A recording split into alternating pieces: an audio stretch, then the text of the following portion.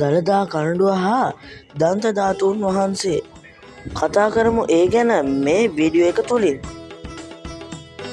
කරඬු හේවත් කරණ්ඩ යනු බුදු, පසේබුදු, මහරහත් වහන්සේ වැනි උතුමන්ලාගේ ශාරීරික ධාතුන් හා පූජනීය වස්තුන් අති උතුම් ලෙස සුරැකිව තැබීම සඳහාත් රන්මුතු මැණික් වැනි අගනා වස්තුන් ආරක්ෂිතව තැබීම සඳහාත් රන් රිදී ආදී ලෝහයෙන්ද මැණික් ආදී පාෂාණයෙන්ද සඳුන් හා ඇද්දත් ආදියෙන්ද විවිධාකාර හැඩයෙන් නිර්මිත වූ භාණ්ඩ විශේෂයකි. විශේෂයෙන් බුදු සමයේ ධාතු කරඬු ඝණ්ඨකාර, ඝටාකාර, බුබුලාකාර, ධාන්‍යාකාර, පද්මාකාර, ආමලාකාකාර ආදී සයාකාර ස්තූප හැඩයෙන් නිමවා ඇත. අතීතයේ බොහෝ ධාතු කරඬු චෛත්‍ය තුල තැන්පත් කරන ලදී. දැනට විවෘතව තිබෙන පියවි ඇසට දක්නට ලැබෙන කරඬු අතර සමස්ත ලෝකවාසී ජනතාවගේ වන්දාභි වන්දනයට පාත්‍රවන මහනුවර ශ්‍රී දළදා මාලිගාවේ දළදා වහන්සේ වැඩ සිටින දළදා කරඬු අග්‍රගණ්‍ය වේ.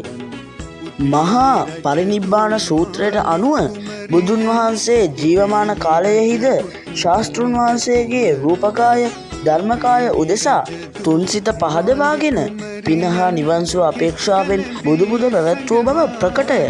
නුවණැති යමෙක් බුදුරජාණන් වහන්සේ කෙරෙහි පැවතිය යුතු ශ්‍රද්ධා භක්තිය ඇතිකර ගනිමින් උන්වහන්සේගේ ධාතුන් වහන්සේට පුද සත්කාර කරන්නේ නම් දිව්‍ය මනුෂ්‍ය සම්පත් හා නිර්වාණය ළඟා කර ගන්නේය යන්න ජාතක පාළියෙහිද විස්තර වේ.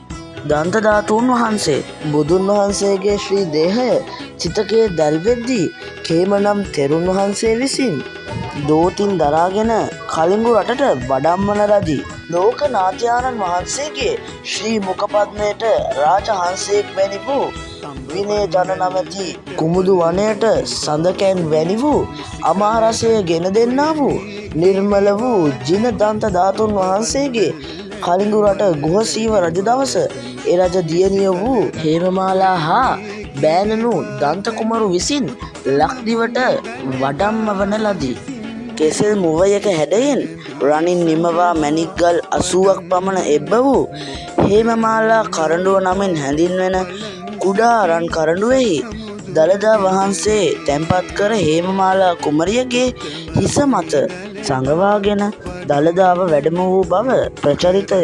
එකල්හි අනුරපුර අගනුවර කොට ලක්දිව රජ කළ කිත්සිරි මෙවන් මහරජු දළදා වහන්සේ කෙරෙහි ප්‍රසාදයට පත්ව බැතිසිත් උපදවා තුන්වරක්ම ලක් රජයෙන් පූජා කොට මහත් බැතිපුද පෙරහැර පවත්වා හුදු පිළිමිනියෙන් කළ කරඬුවක වඩා හිඳුවා අනුරපුර අගනුවර දම්සක්ගෙහි තැන්පත් කරන ලදී.